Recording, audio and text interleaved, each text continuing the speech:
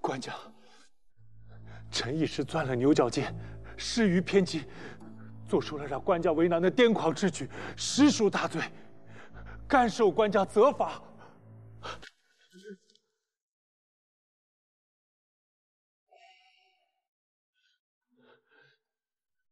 官家，臣虽然罪大当诛，却也是不后悔的。臣的偏激之行，使官家厌烦，使同僚耻笑。但能让官家再重新定夺滕宗亮之罪，臣受任何惩罚都是值得。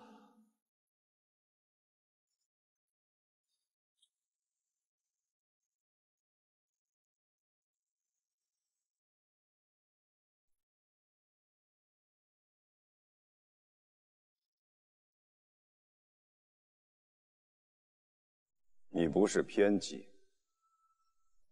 你是因私怨害公事。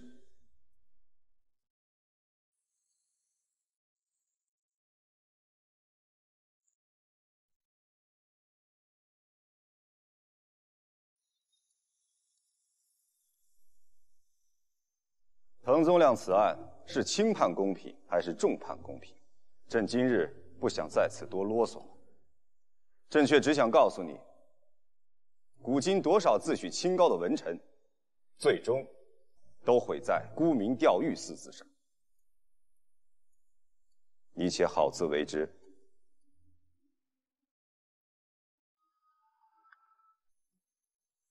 今日就这样了，散了吧。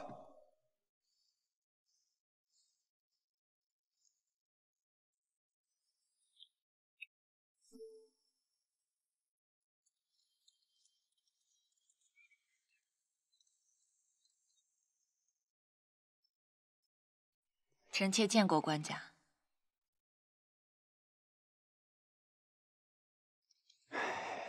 范仲淹与复辟都将出京，智荣已颇有成效，立志亦见成效。如今才与撤，有的该停停，有的该缓缓。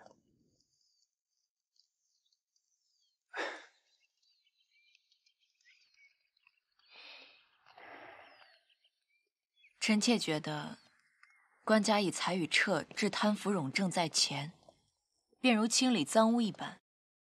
待大治开出了大片干净的地方，便可经营着；余下没清理干净的地方，且慢慢清理。他们想根治贪冗的心，朕明白，也懂他们忠诚为国之心。但是如今以怨气鼎沸，再一味严整下去，怕是要动祖宗家法。朕确实是怕。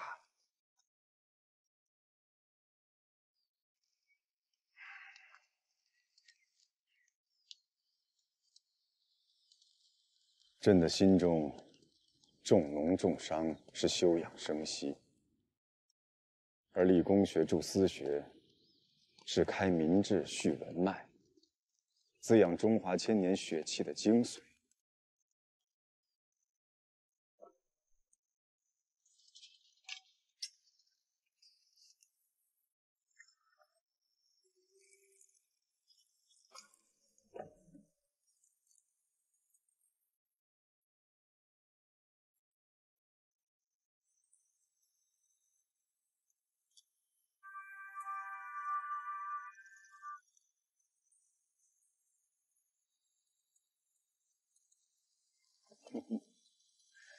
朕仿佛只记得你穿礼服的样子了。这一年，官家裁撤冗员，处理边事，让官家辛苦了。臣妾也不愿意打扰官家，让官家分心。时而打发人问一问官家身边人，知道官家一切都好，臣妾也就放心了。皇后确实常常让朕恼火，但却从不曾让朕从国事上分心。让官家生气，是臣妾的罪过。朕是说，皇后若有空过来，并不会妨碍朕操劳国事，也不用派人过来盯住朕身边的人。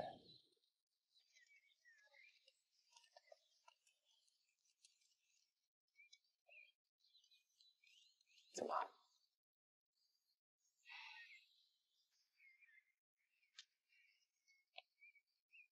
官家，臣妾今天是……所以今天怎么不怕打扰朕，到垂拱殿外来等着朕？朕猜猜，难道是涛涛和宗室的亲事定了，和儿坐不住了，你俩替徽柔相中了哪家的孩子？官家，醉星来怕是染上了疫症。徽柔虽还没见病状，但太医说，也许是晚些时候也会起病。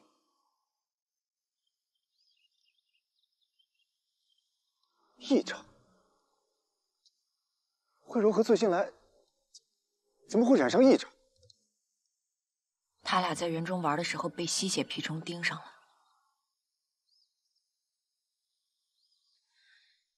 官家可还记得，臣妾的四伯在天圣年间曾经在军中也染上此病，当时军中染病者过半。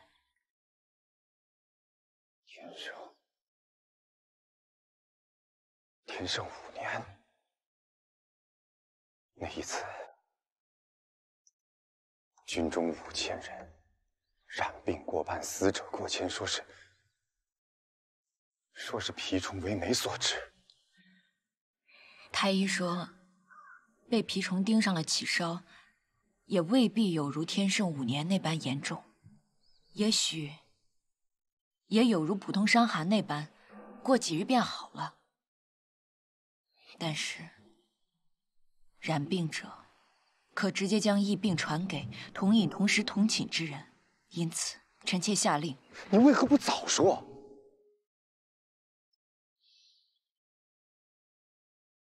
当时在垂拱殿，臣妾觉得醉星来可能染病一事，不宜在此时让前朝大臣得知。也许只是虚惊一场，若是传开了，恐怕会引起风波。官家，臣妾来就是告诉你，不能进怡凤阁了。万一徽柔和醉星来真的染上了疫病，官家，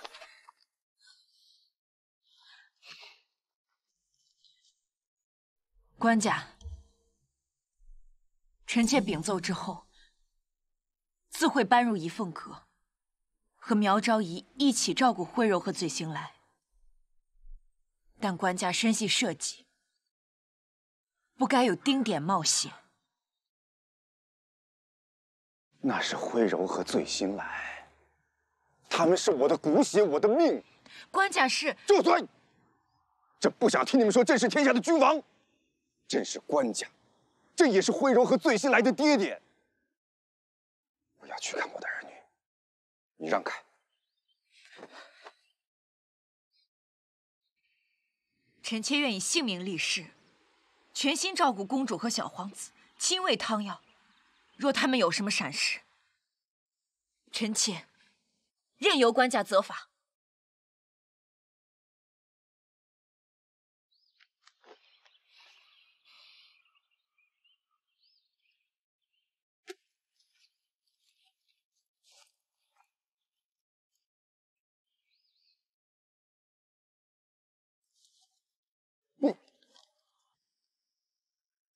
曹氏丹书为后多年，并无所出。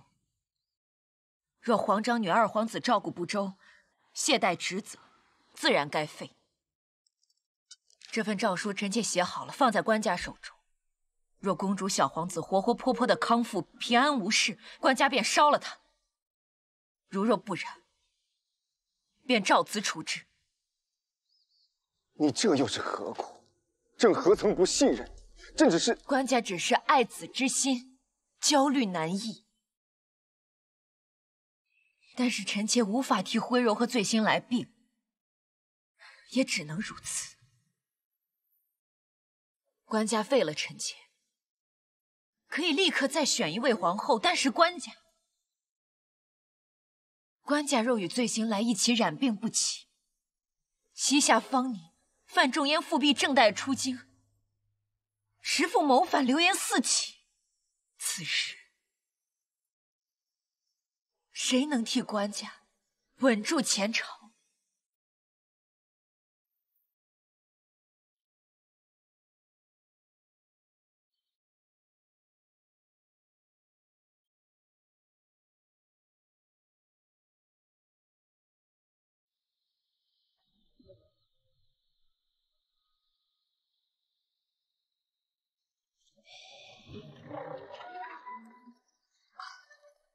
燕国，范国，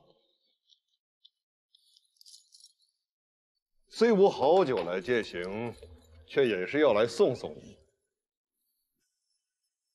小皇子昨夜丑时，突然焦躁，不能入眠，君臣牙龈出血，后背又有少量的紫色疹子。臣认为，确非暑热，而是蜱虫叮入传入的疫症。小皇子的病，发觉的应当算及时。而昨日安神退热的药剂，也不算与此病治法相左。是，不过小皇子年纪幼小，起病急骤，依然十分凶险。公主那边现在依然未见发病，却也不能确定是否晚些时候会起病。如今还不能确定，至少要3、5日。伺候小皇子的宫女需要特别小心，如今饮食要与旁人区分开了。一切请长院安排。需要调宫女和内侍过来的话，需要多少，也请长院给个数目，我立刻让人手中去办。范公过几日便也要离京，中书有诸多需要交接的奏章、诏书，诸事繁杂，何必特意告假半日来送我呢？况且那朋党二字，犹如我等头顶的一把大刀。智归、子美、永叔他们仍留在京中担任要职，自当避嫌，不能来送。可范某在贾昌朝和夏竦他们眼里，与燕国同是沦落人，来送燕国，那不过是失事避祸之人互相安慰，或是抱怨，倒不妨事。范公特意赶来，不只是为了惜别，是为和硕灾民。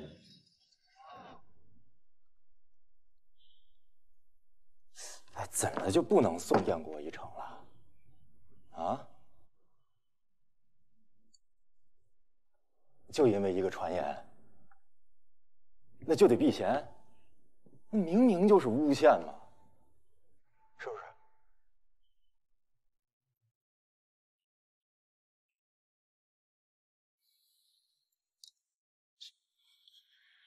朋党，行啊，咱们就算是朋党，那也是君子党。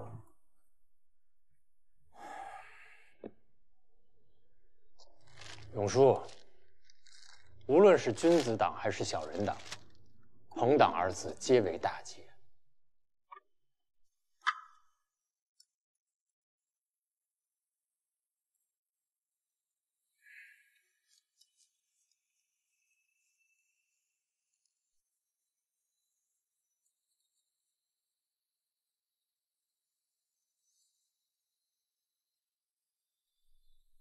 官家，翰林医官院张医官请见。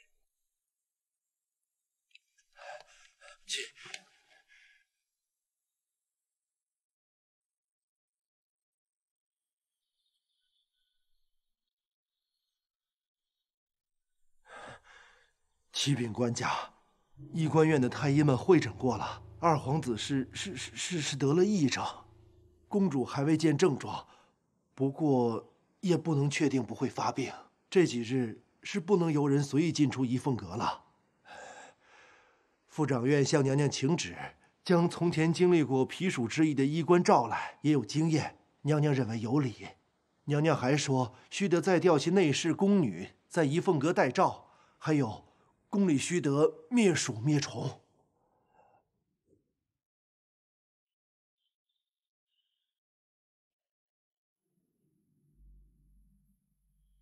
仪凤阁那边既然皇后已经亲自过去，一切由皇后做主。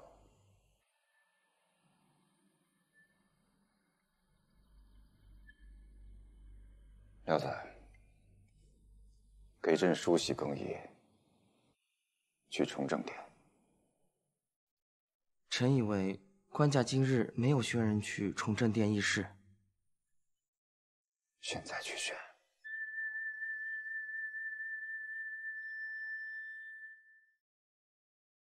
宫内既已现疫病，或许是上天垂怜百姓，给朕预警于先。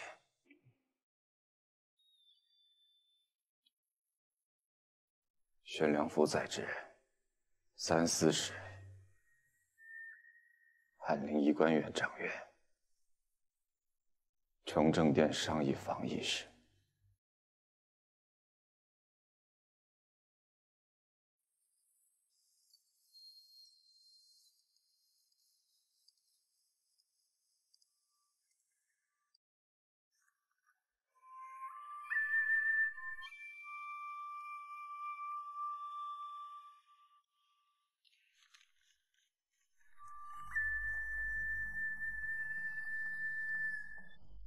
韩叔父，官家旨意，请韩叔父崇政殿议事。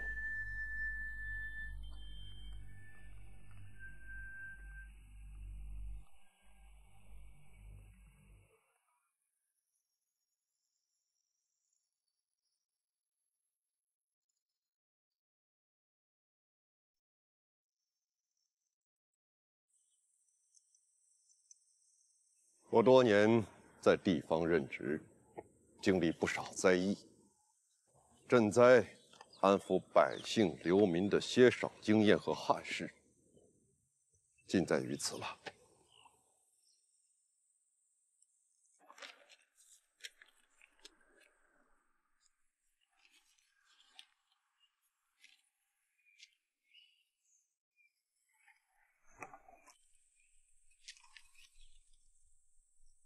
奉公数度点处，被权贵打压，被奸人诋毁，被同僚误解，便从未灰心过吗？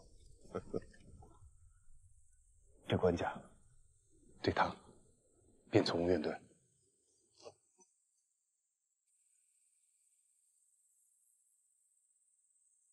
无非圣贤，安能无怨呢？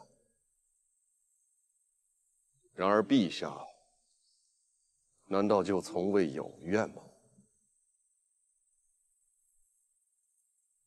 我等时常进言冒犯，写奏章时自觉句句苦口婆心、金玉良言，事后回看，却也有偏激义气之处。我今次看着御史中丞王拱辰，心中便有颇多感慨啊。回想过往，何尝没有过因一己好恶恩怨而自觉公正耿介的逼迫过陛下？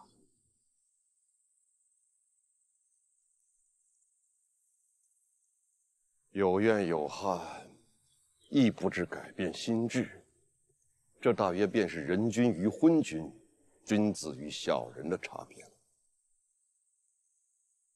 你我虽离京，却仍主政一方，今忧社稷，造福百姓，时时心存此念，有怨无怨，亦无需纠结了。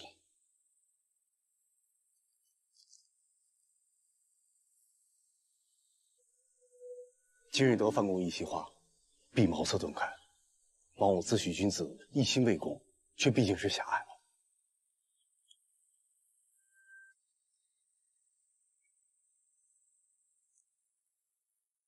今日在此，与范公别过，不知何时才能相见。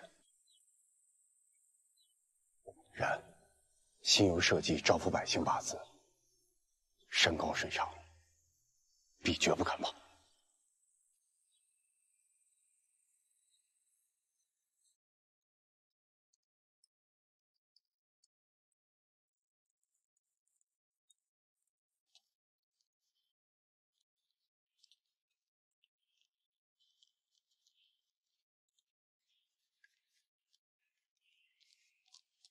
故臣谓小人无朋，其暂为朋者为也。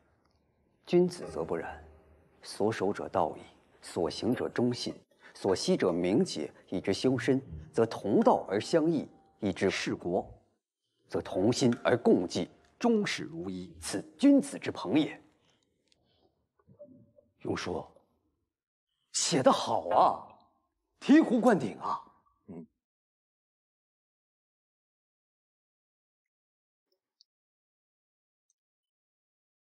哎，自美，哎，我有一事儿还得求你啊。啊？什么？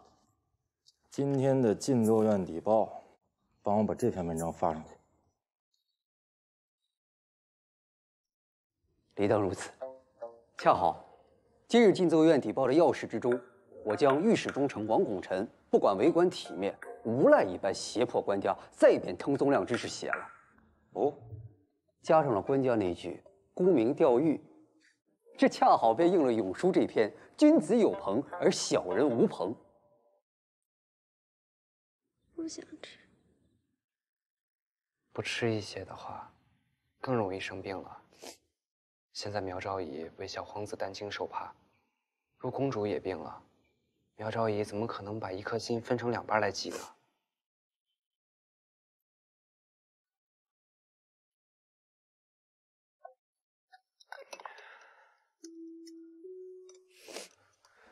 公主先将就着，吃点这些清淡的。等小皇子好了，公主也确定没事了，怀吉去大相国寺那个大师傅那儿，给公主带些蜘蛛肉回来。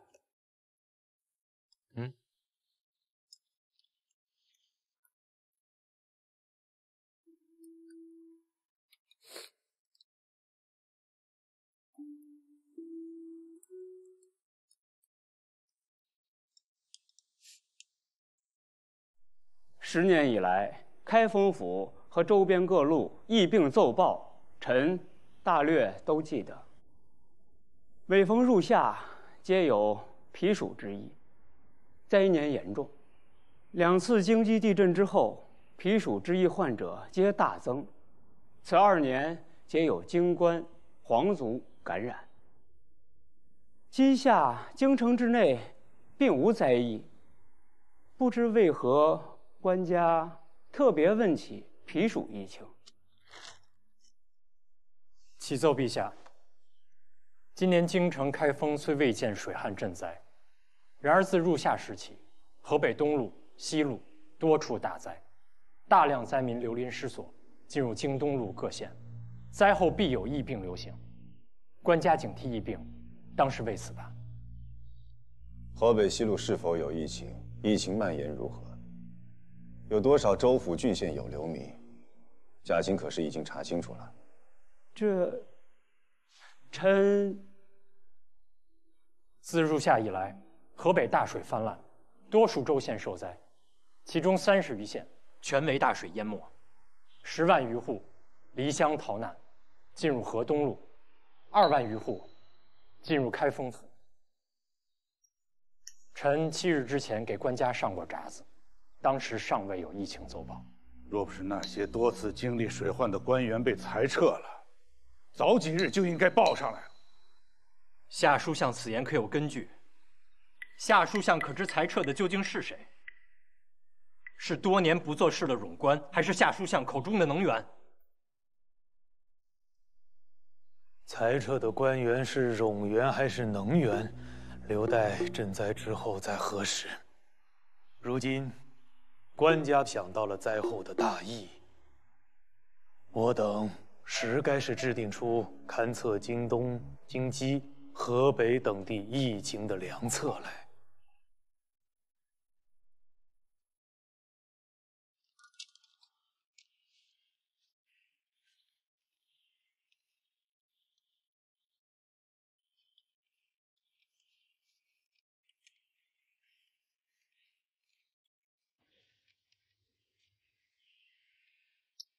嘿，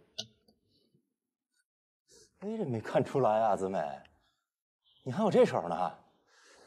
哎，我这个王功臣，名利不惜前途，直言进谏，实则卑鄙龌龊、猥亵私愤的嘴脸画的传神，真是传神。哎，官家那句“沽名钓誉”，正是对他这番表演画龙点睛。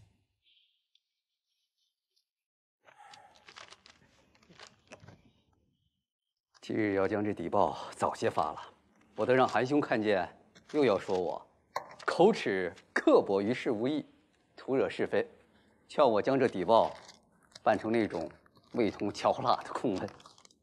君子退让，那就是纵容小人猖獗。哎，这范相公一去，裁撤冗官的事儿肯定又得停。可趁了这帮昏官的心呢，又能拿钱财、收贿赂、提庸官了。燕国走了更是窝囊，明明就是个不知道从哪儿冒出的谣言而已嘛。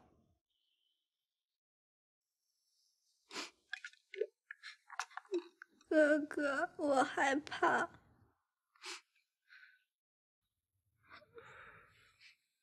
公主和小皇子，上有天神护佑，下有官家、娘娘和苗昭仪的疼爱关切，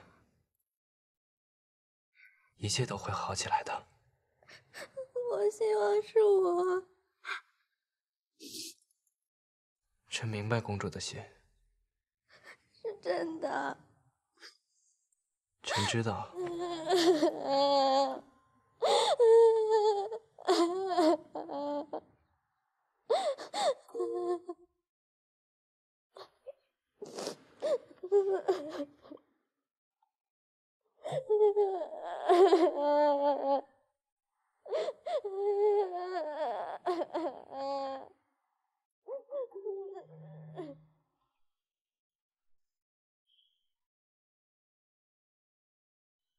官家，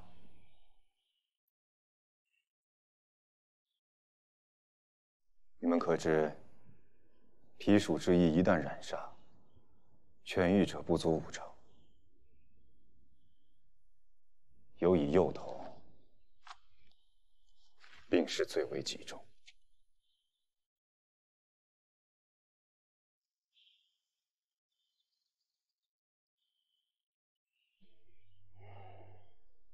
此事便交于贾钦与晏先生。须知，无论河北灾民，河东百姓，人人都有父母子女，人人亦是他人的亲爱之人。若是染上疫病，都有人会心疼焦虑的彻夜难眠。这同东京城内、皇城之内、禁院之中是一样的。臣只是想，毕竟谁也重要不过官家，官家身系社稷。昔年，神农为百姓而亲尝百草，可是，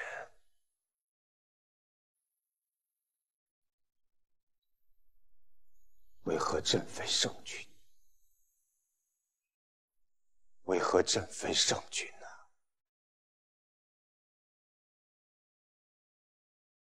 官家仁慈，正如上古圣君。然而官家须得保重啊！官家保重啊！保重，官家保重。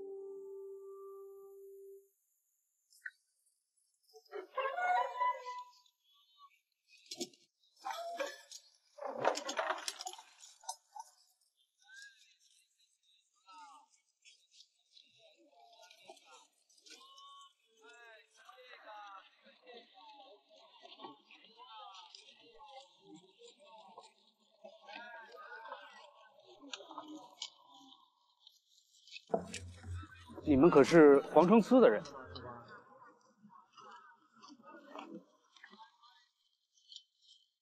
你们为何跟着我？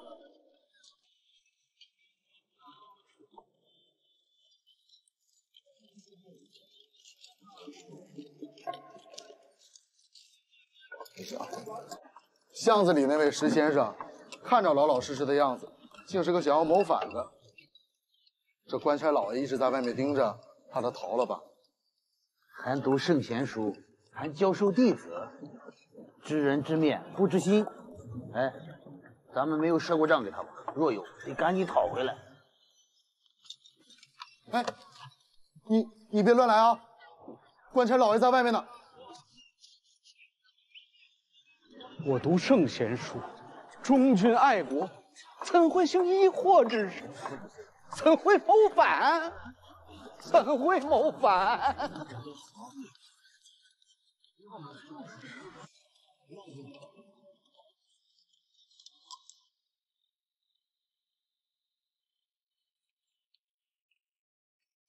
茶盘点心放远点，别碍我事儿。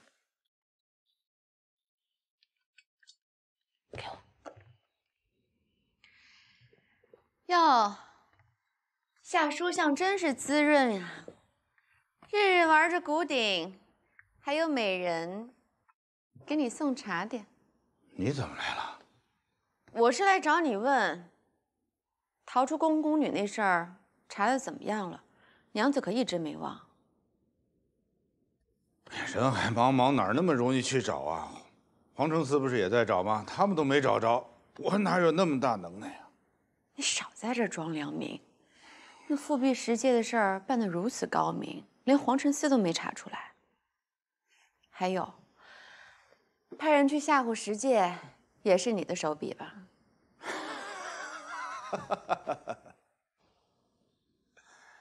众贤之进，如矛似拔；大奸之去，如锯似拖。我夏总这个官家庆历时候贬黜出去的大奸，我回来了。可他这个军粮就难说了。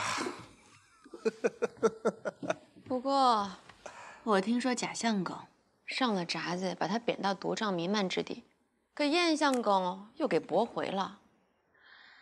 我看你这恶毒的算计未必能成。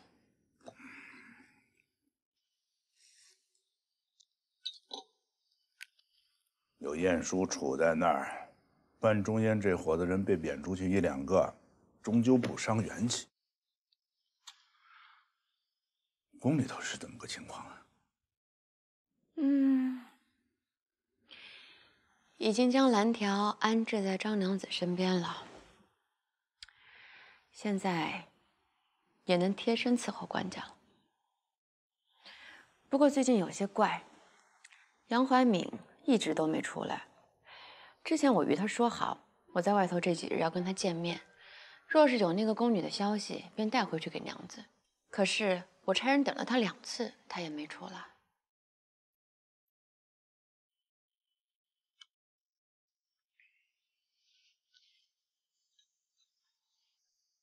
官家好像也有点不太对劲。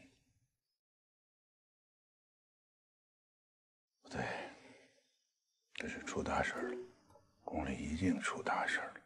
你什么时候回去啊？我这就走。别走，别走，别走！好容易出来一趟，坐下。怎么能这样就回去呢？宫里的事情，我再派人另外打听。来来来，吃点心，吃点心。我在这儿打扰你玩古鼎，多不合适呀！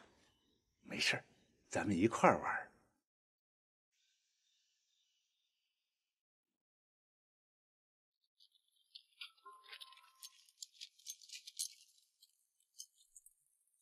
你们也得盯好了，一个个的都警醒着、仔细着些。这药是翰林医官院急配的，防虫防鼠，每个角落都要布好。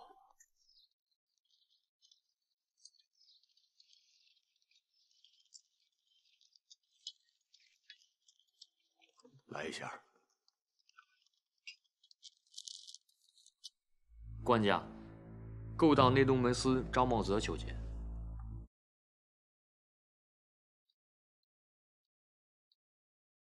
官家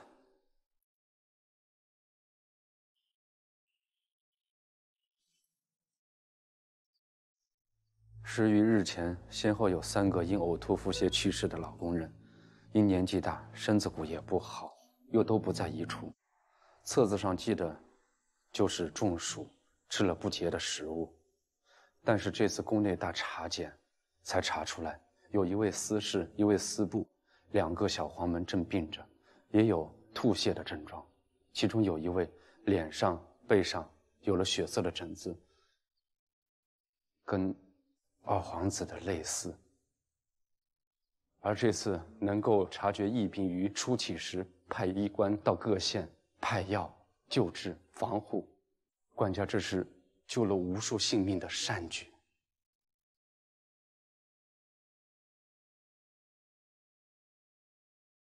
不是朕。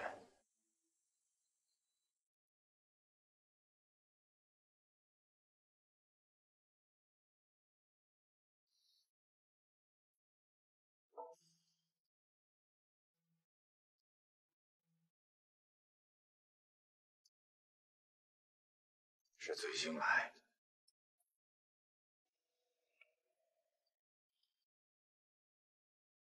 是醉醒来。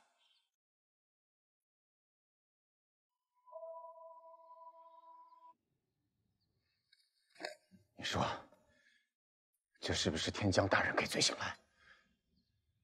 远古圣君神农曾为百姓清尝百草，以去疾痛之苦，所以醉醒来是上天替我大宋百姓选出的圣君，对吗？官家，上天定会护佑二皇子平安。我要立储，我要立醉醒来二皇子赵兴为大宋皇太子。来人！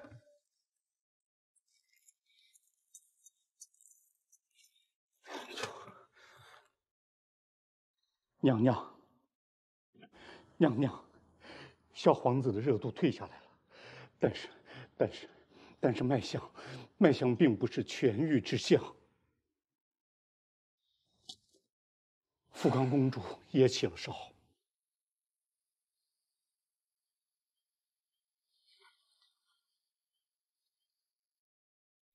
今日距离徽柔被蜱虫叮咬日已经8日，此时发病，疫病的可能并不大吧？陈登也觉得公主可能是属热，忧惧而起了烧，但是此时却也不敢断言。小皇子那边，苗兆仪已经斥退所有内侍宫女，亲自贴身伺候。官家派人来说要立小皇子为太子，苗兆仪大发脾气，不肯接官家寿诏。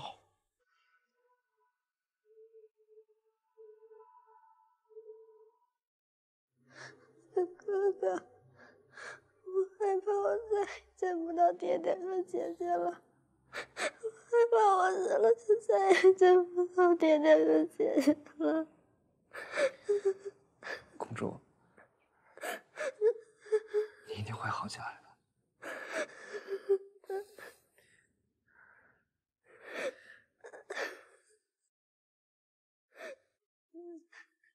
你爹爹派人来说，要封你做皇太子，说你替怀民受苦。姐姐把那传旨的人打了出去，让他告诉你爹爹，我们不要做什么皇太子，我们不要为天下人受苦。你才那么小，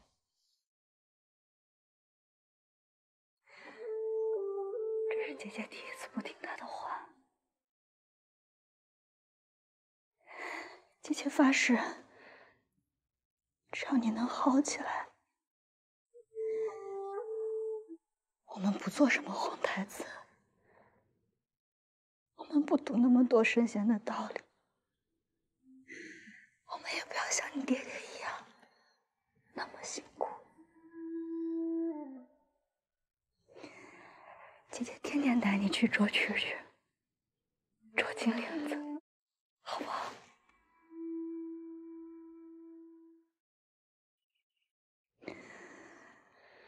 荷儿，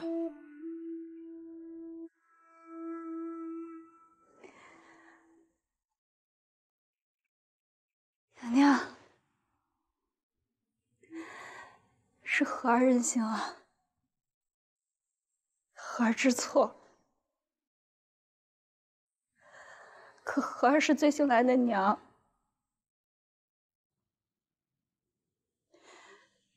平日在识大体，在学着官家和娘娘一样，把百姓都放在心中，可还是没有做到。傻话！母子天性，何罪之有？其实官家娘娘，最新来还是个小娃娃，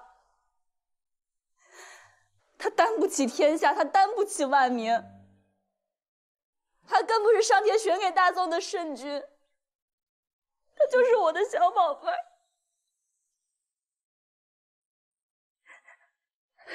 他离不开娘亲，总之他去哪儿我去哪儿，他在哪儿我在哪儿。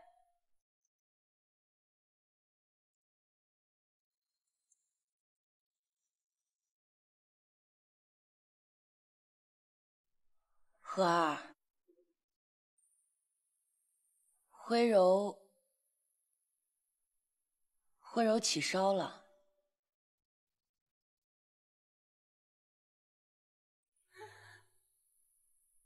徽柔病着，不过不像是疫病，定能好起来。你既这样贴身照顾着醉星来，此时便不便再去照顾徽柔。你放心，我已经看过他。我告诉他，姐姐在照料着醉星来，但是一定不会丢下他不管的。荷儿，徽柔再亲我，再敬我，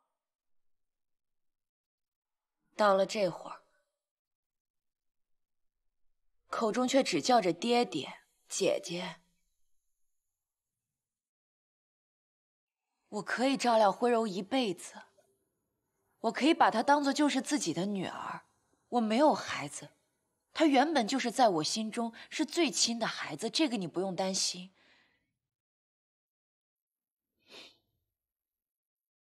但是在徽柔心中，却只有亲生的娘，别人永远无法代替。不只是徽柔，便是在官家心中，没人代替得了。从小就陪着他，最亲最近，为他生儿育女的荷儿。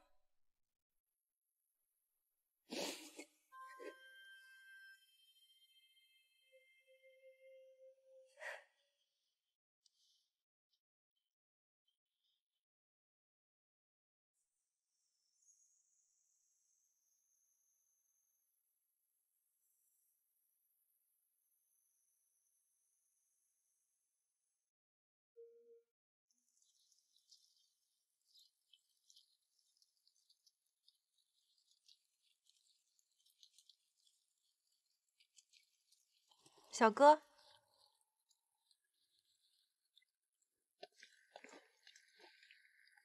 小哥是来找贾婆婆的吧？如今这各店各阁可都不许外人随便出入了。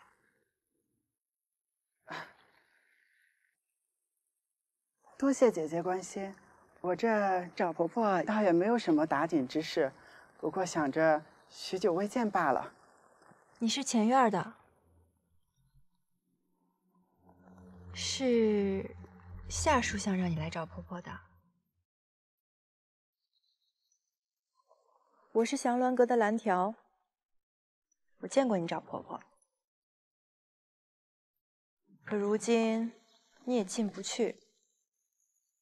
小哥既然辛苦跑了一趟，那不如就帮蓝条给夏书相带2张偏方。偏方是这数日来宫里新流行的偏方，定是极好的。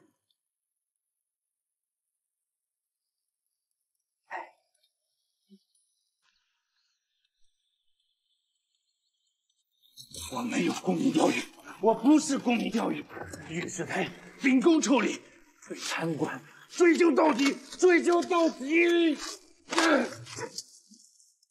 君，这些是什么？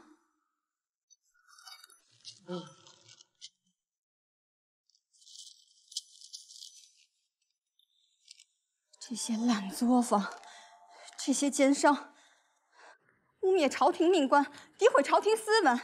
开封府呢？开封府为何不抓了这些刁民？走，我们现在就去告官。不是刁民，不是奸商，是他们，是他们。夫君，敬奏院的邸报，苏胜勋利用主笔敬奏院邸报之便，假公济私，羞辱于我，把我追查贪赃说成是与权臣勾结，迫害贤臣，把我冒死进谏说成是沽名钓誉，他还画下辱我。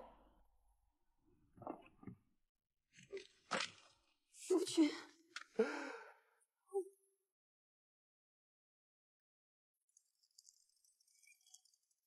你知道这是什么吗？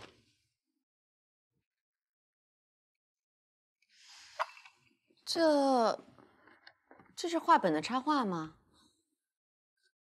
哎，这官儿趴在地上，看起来倒像狗子呢。这是民间小报，咱们苏大才子的手笔。那趴在地上像狗子一样的是御史中丞王拱辰。啊？这苏顺清也忒恶毒了吧？王拱辰是少年状元，也是个大才子啊。才子，还是耿直君子。2年前就像狗子一样趴在地上，拦着官家不让走，非要把我这个奸诈狡猾之徒贬黜出京。面对着我这个大奸之人，他们都自诩为君子。现在君子凑一块了，又相互斥骂，沽名钓誉。哼！哎，你看看旁边那个邸报，啊，苏君子骂王君子沽名钓誉，欧阳君子又吹嘘君子有朋。哎呦，明目张胆的自诩为君子党。君子结党，难道官家就会乐见吗？爹，我去看看我那不争气的儿子又惹什么祸事了。爹，宫里还真出事了。这几日联系不上杨怀敏，儿子想起来爹之前在书院中瞧中给提拔到中书做书记官的内侍，他年纪小，而且和官家身边当红的梁怀吉住在一处。我让他借着送东西到后院瞧瞧，结果还真让他找到了蓝条。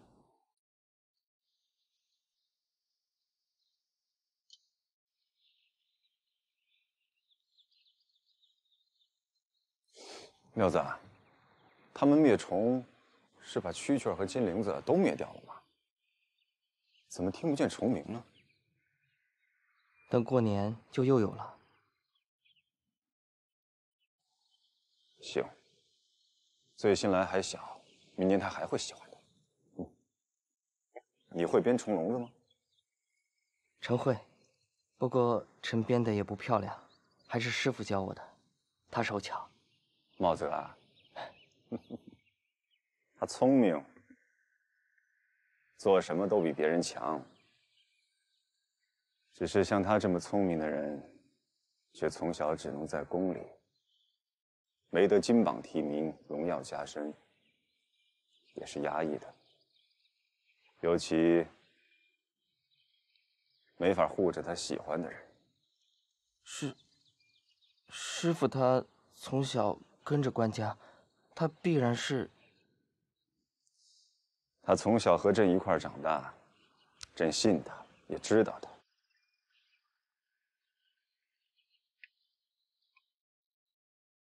他不过就是觉得皇后好，你们都觉得皇后好，觉得朕对他不够好，替他防着朕，替他守着这皇后的位子。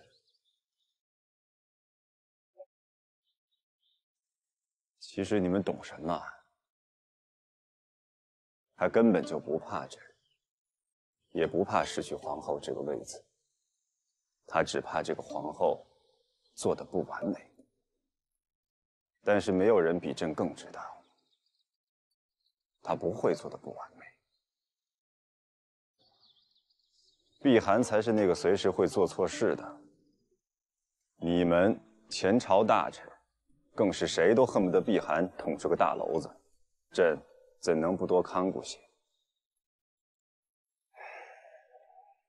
这次等醉心来好了，就册封太子，功课和平时的规矩礼仪就由皇后教导，这样前前后后的人都满意，也都放心。其实朕也放心，放心的偷偷多宠着他一些。去，把猪皮拿过来，交给朕编个虫笼子。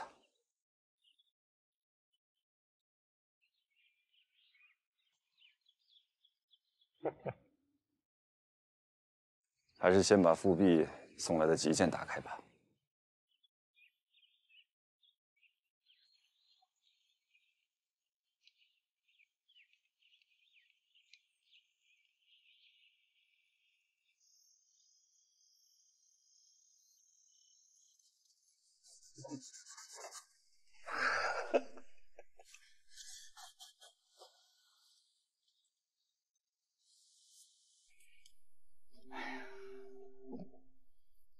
怎的，这么高兴？莫非是把晏殊给参倒了？你还真是神机妙算。我参倒倒不至于，不过是找到一个机会罢了。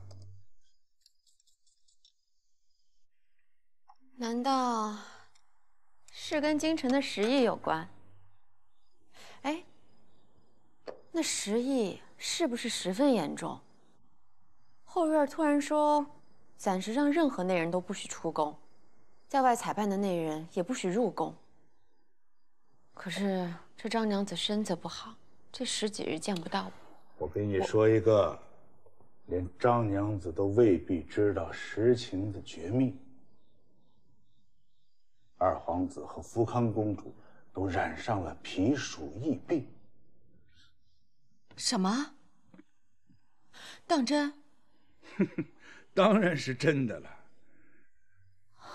我把这消息递给了八大王，八大王这老家伙已经病糊涂了，一听就把这些归到了官家当年认贼作母的报应上，立刻就进宫去翻晏殊的旧账去了。官家心情不好，八大王这一闹啊，晏殊他就得谨言慎行。这时候，贾昌朝再提出把10届送往岭南发配，这事儿就成了。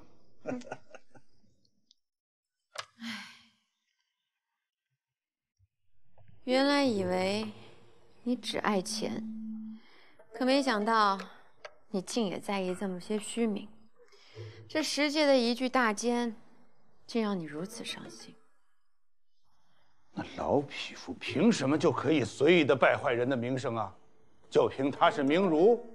呵呵，那好啊，我现在就把他的名声也败坏了。他的一篇文章，便将我夏怂说成万世大奸之名，连我的子孙都要蒙羞受辱。我夏怂，在世为己求财，万世为子孙留名，一样都不能少。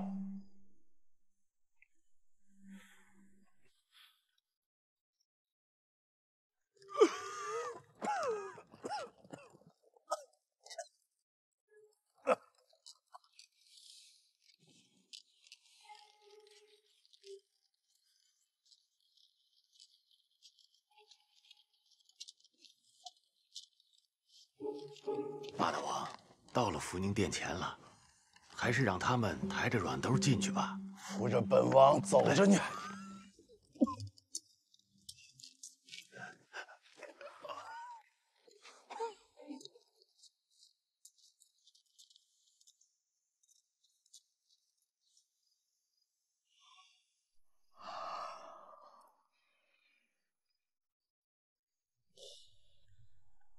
娘娘，你一直照顾一日都没离开，最应该休息的人是你，你怎么又来这里了？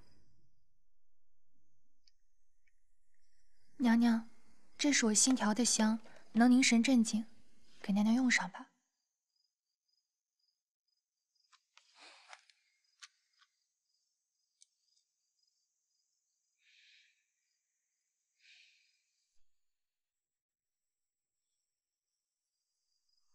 太医说，最新来的热毒下去了，体内的疫毒也去除了。可是脏腑受创甚重，若是能熬过今明2晚，就能慢慢的好起来。这2日我不睡，倒是你，先去休息，明日去替下来露丝。我陪着娘娘。你陪着我做什么？我怕出宫之后就见不着娘娘了，就会想着能多向娘娘学一些也好。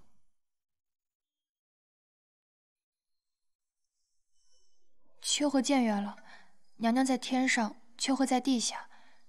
只是秋荷只是喜欢娘娘，在入宫之前，从没想过能有娘娘这样的女子。我只是地位尊崇而已，这地位也是命运所赐，有什么稀奇的？娘娘虽生而地位尊崇，但并非没有受苦。但是，娘娘，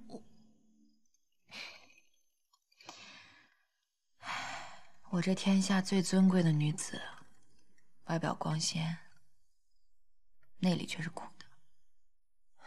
不，无论发生什么事，无论别人怎么无礼，娘娘都不会失礼，永远都是那么明亮又优雅的样子，永远那么美。秋荷真的仰慕娘娘。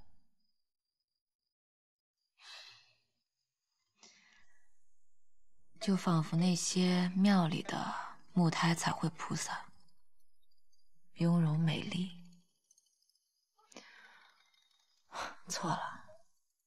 什么？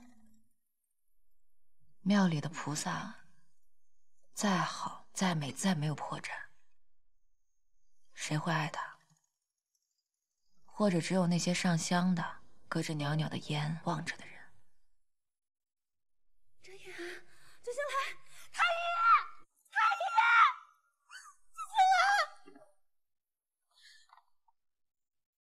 这星来，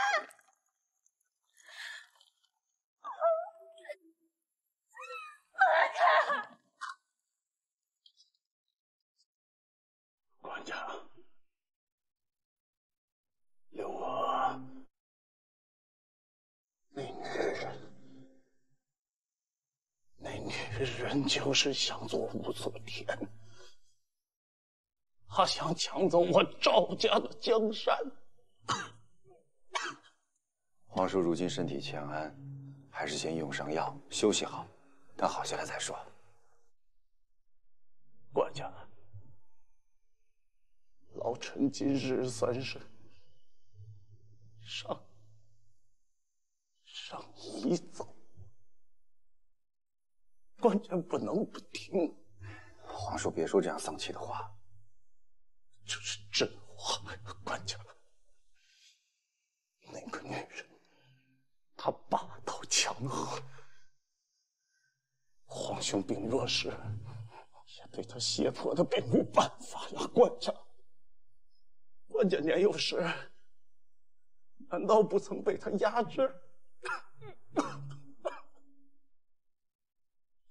那个女人，她不配尊享如今荣耀。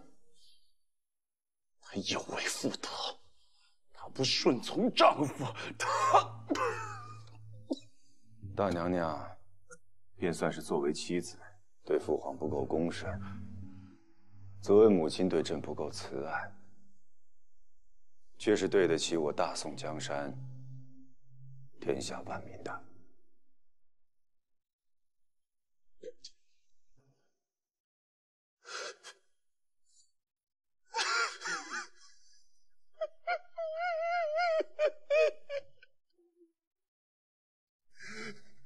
你如此不孝，那你的亲娘呢？她逼着你不认亲娘，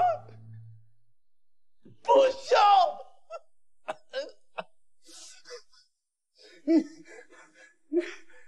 你就对生母毫无愧疚。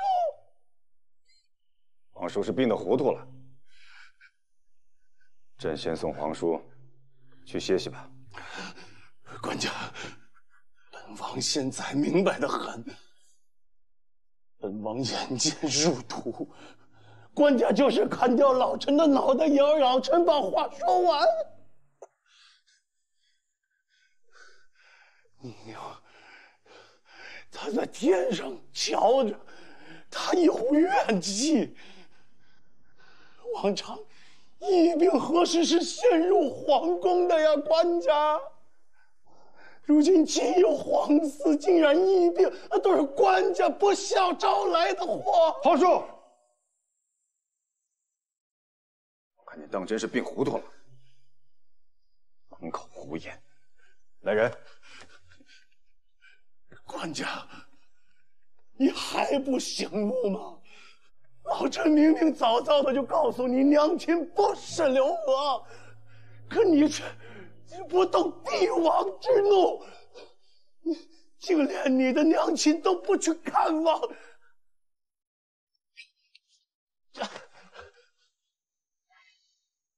送皇叔去偏殿休息，朕还要去看看札子。是。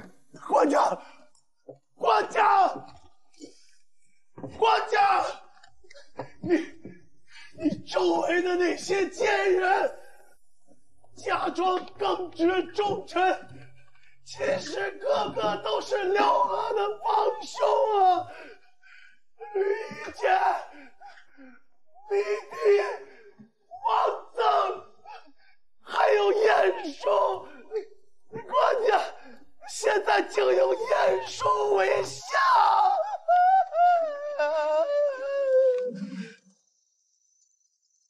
管家，怕是要下雨，咱们赶紧回去吧。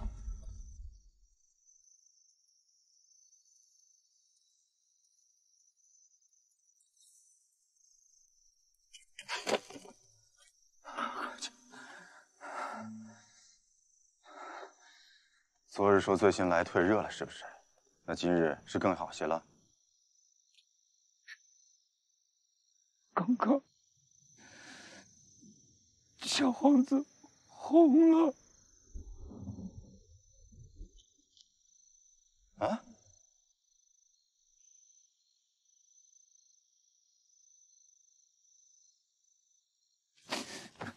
管家，小皇子红龙。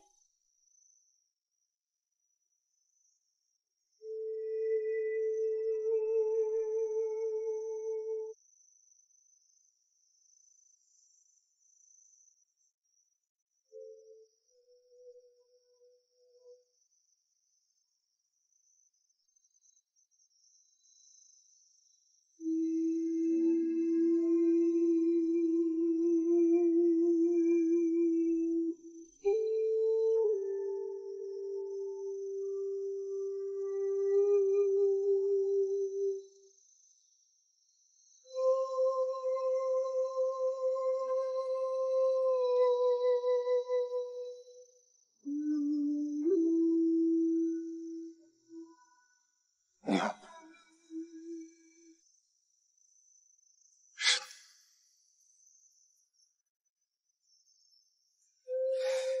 是你吗？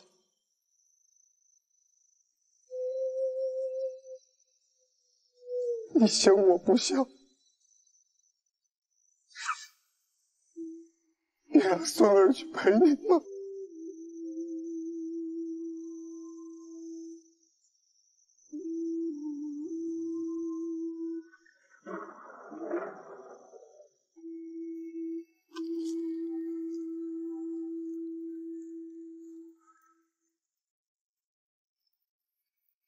都清醒着点，现在绝对不能走漏任何消息。1个多时辰前，属下当时交代了所有宫女内侍，什么都不许对别人说。从皇城司调了所有当值的内侍和侍卫，严守各通。有劳平父。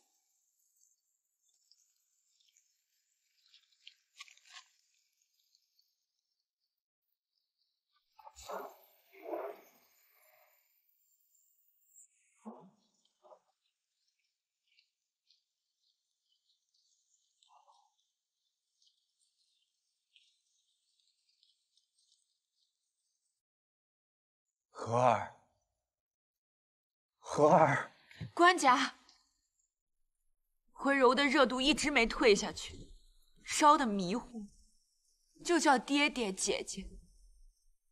苗娘子始终照顾醉星来，是带着一毒的线下不敢去看回柔。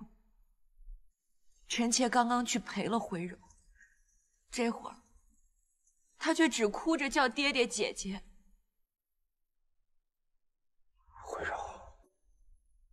回柔，回柔，官家不可，官家。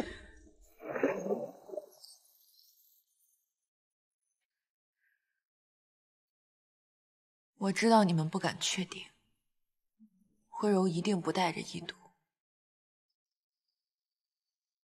但是你们又敢保证，慧柔定能一个人孤单地挺过这场病，康复过来吗？娘娘也知道，公主的症状并不像蜱虫疫病，但是现在也为时凶险，臣。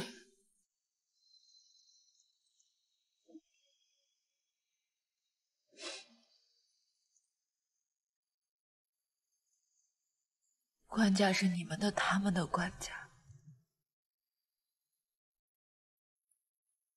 但是赵祯自己就只有回柔了。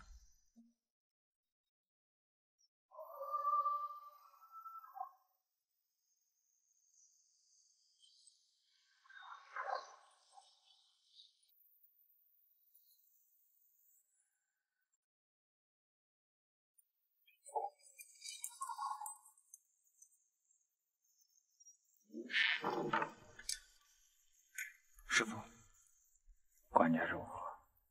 官家一人陪着公主，怀姬在旁边伺候，不让别人进去。娘娘在正堂张罗着，照顾两边。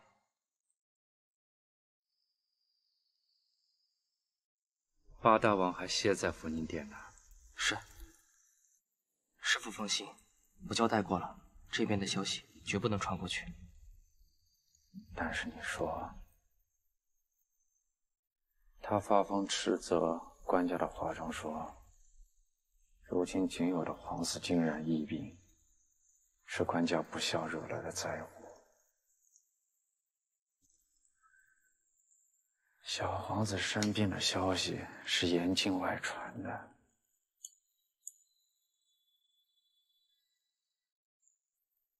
他是怎么知道的？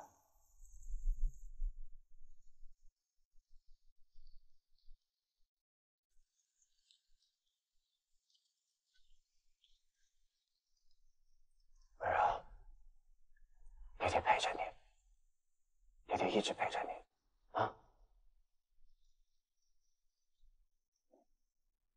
公主并未感染疫毒，如今看脉象，急救药服上之后，热毒已消了。那为何还是高热不退？为何还惊厥了？这热毒虽退，但是这不想提什么热毒、风毒、内邪外邪的。 会让到底什么时候能好转？这，臣也不敢断言。若不出意外，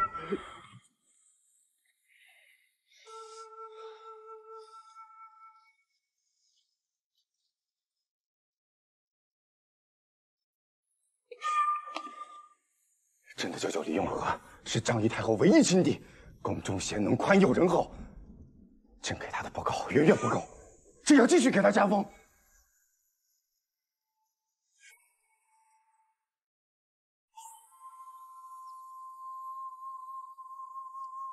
燕相公，燕相公，嘉相公，燕相公，这升迁李永和为张献军节度使，同中书门下平章事，给其子李章加官的诏书，中书警卫刘忠就发出了。怎么，这发出的诏书有何纰漏啊？ 诏书字面自无纰漏，只是这李永和原本便无大功，也没经过考试，如今的官职都是仰仗先张仪太后诞育官家之德，更兼年纪老迈，按如今的考核，那正在该裁撤之列。突然无缘无故的升至同平章事，这不是视先前新政诏书为儿戏吗？若传出去，必定误议鼎沸啊！ 国舅为官清正廉洁，待下宽仁，身为陛下亲舅，从不居功。多年来，原权贵甚严刑，多次推辞官家封赏，亦主动请求告老还乡，这德行，便是功啊！此德行之功，足以享富贵，不足以进中书。 中书也并非全是经世奇才啊。枢密同中书两府，同任天下大事，就令罚贤，亦当以忠才处之。这不是燕相公当年力抗张献太后任人为亲，提拔恩亲张琪时候的精辟措辞吗？欧阳学士不愧是燕相公的好学生，恩师的文章背得好啊！殿下，自我朝太祖设立殿试以来，所有科举重榜之学子，皆是天子门生。燕某与欧阳学士，何来恩师学生一说啊？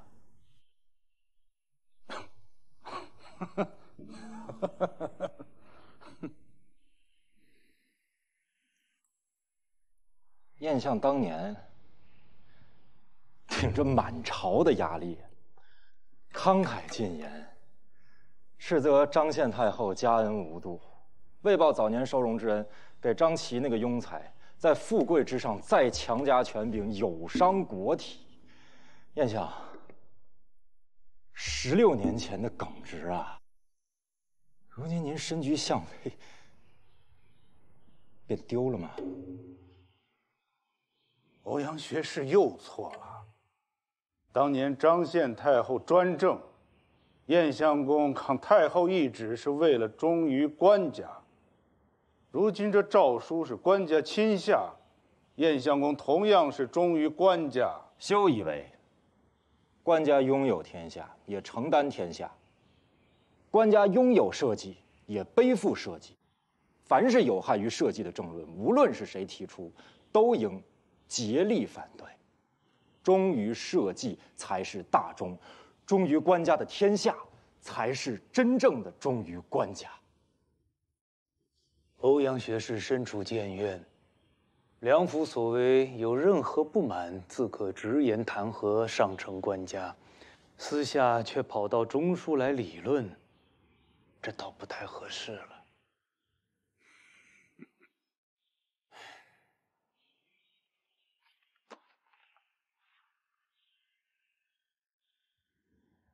金鸡路和京东西路各州府奏报，皮属之役因发现极早，未曾扩散，而水灾灾民甚多，流散于各县。不但需防范疫情隐患，更需严防灾民生活无忧，聚众成道。贾相，贾相啊！中军乃人臣本分，自当效忠官家。贾相所说，乃最紧要的道理。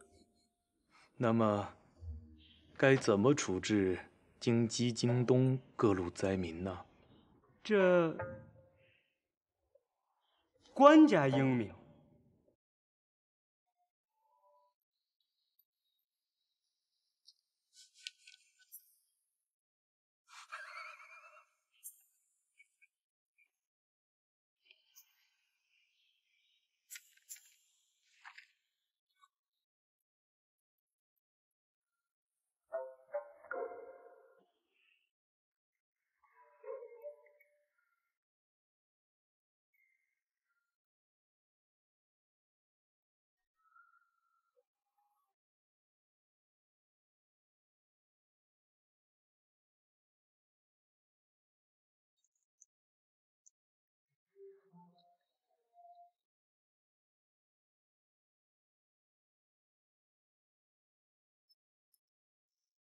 爹爹，吃个5勺了，给个蜜饯。你当爹爹老了，眼睛花了，不会数了吗？还差1勺。那就是慧柔病的傻了，不会数了。爹爹就算多可怜可怜，多给傻慧柔一个蜜饯吧。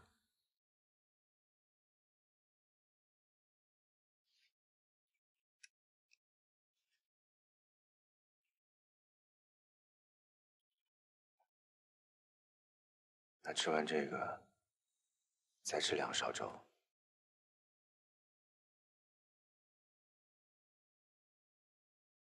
来，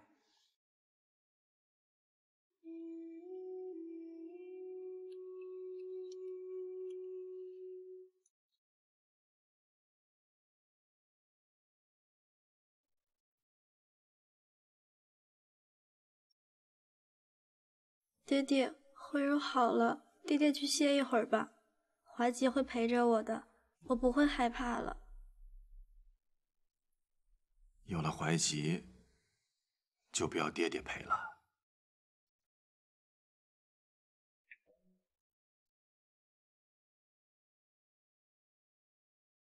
爹爹瘦的脸颊都凹进去了，黑眼圈有那么大。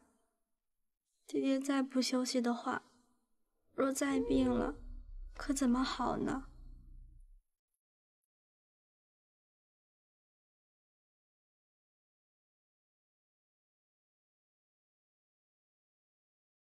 爹爹放心，慧柔会好好的，好好吃药，好好吃饭。等慧柔好了，还要照顾姐姐呢。爹爹就把姐姐交给慧柔好了。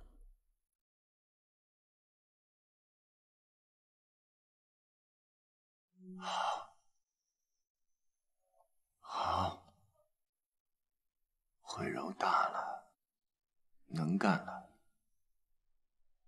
爹爹就把你姐姐交给慧柔，你要好好陪她，别让她